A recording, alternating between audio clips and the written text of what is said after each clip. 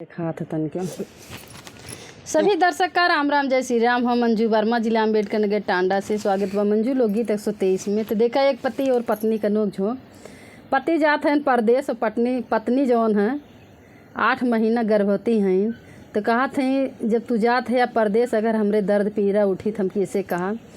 तो देखा पति कैसे समझावत हैं कि अपने नैहरे से भाई के बुलाल और चली जा, नैहरे वहीं रहूँ और अपने भौजी के साथे रसोईया में काम करूँ और कुटौनी पिसौनी करूँ तो हर कदर होई वहीं रहूँ तुम।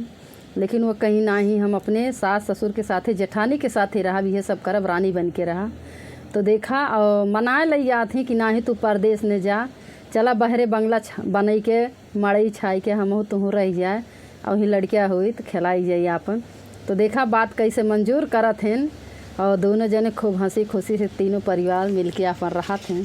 तो बहुत प्यारा गीत बा, आप लोगों ने सुनी है। और वीडियो हमारा अच्छा लगी तो ज़्यादा से ज़्यादा पूरा देख कर शेयर करी हैं, लाइक करी हैं, कमेंट करी हैं और नया नया गाना सुने ताई चैनल का एक दाना जरूर सब्सक्राइब करी हैं। नमस्ते प्रणाम सभी दर्शक का। नीलम लोकगीत 123 हमारे चैनल का नाम बा।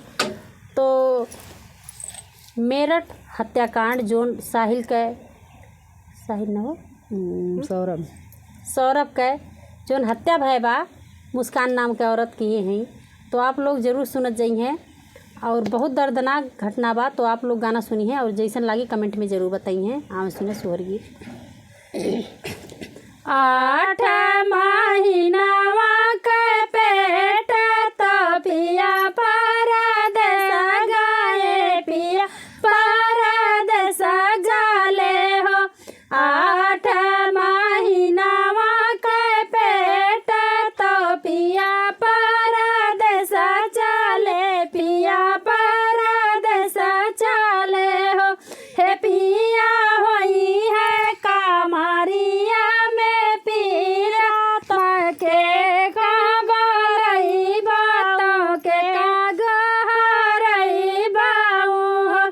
हे पिया होई है कामरिया में पीरा तो के काम बोलई बातों के कागरई बाऊ।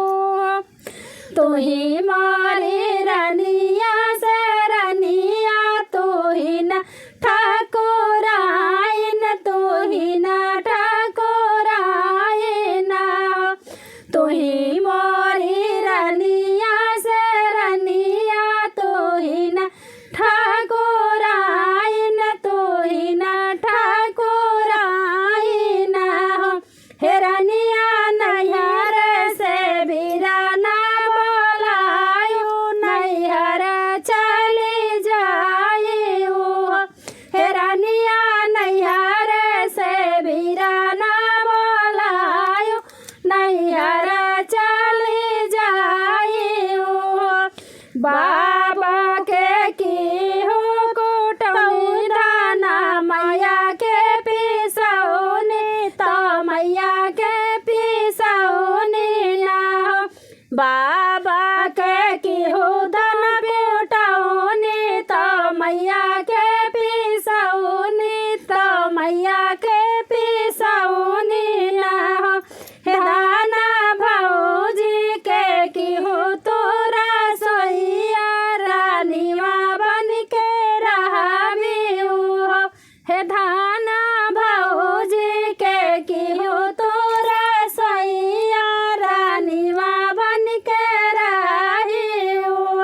देखा कैसे समझावत हैं कि कुटौनी क्यों पिसौनी करूँ बाबू माई के साथे और भौजी के साथे खाना बनवाए ना रोटी बनवाऊँ, रानी बन के रहबू तू। तो और आगे देखा का कहा थी। बोलिया ता बोला मोरे पियावा, बोलहु नहीं जाना, बोलहु नहीं जाना। बोलिया ता बोला मोरे पियावा, बोलहु नहीं जाना, बोलहु नहीं जाना। पिया बाबा के करब कुटौनी, ना मैया के पिसौनी ना हो। पिया बाबा के करब कुटौनी तो मैया के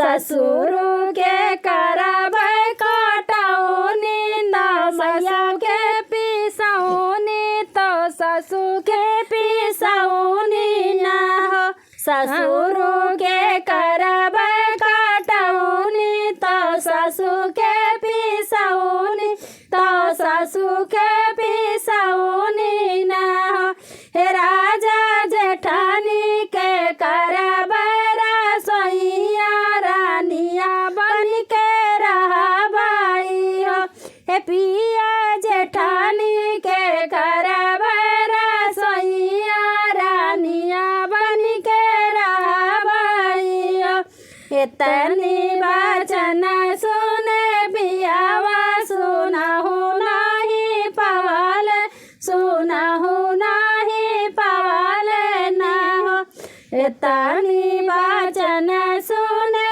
पियावा सुनहु नहीं पवल सुनहु नहीं पवल न हो हे पिया आले आले बसवा कटावे बंगला छावाई हो हे पिया आले आले बसवा कटावे तो बंगला छावाई हो हे दाना तोहरा के लइके रहबै बंगला ललनवा के लइबै विदेश नाही जाबै हो हे रनिया तो कालै के रहबै बंगलवा तो ललना खेलैबै विदेश नाही जाबै हो 8 महीनावा के पेट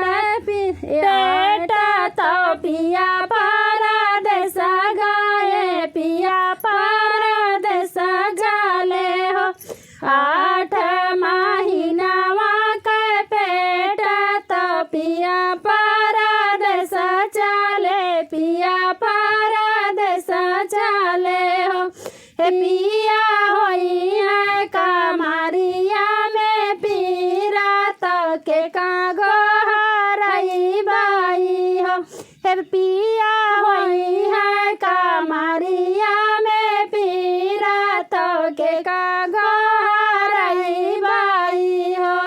धन्यवाद काली भूतनी।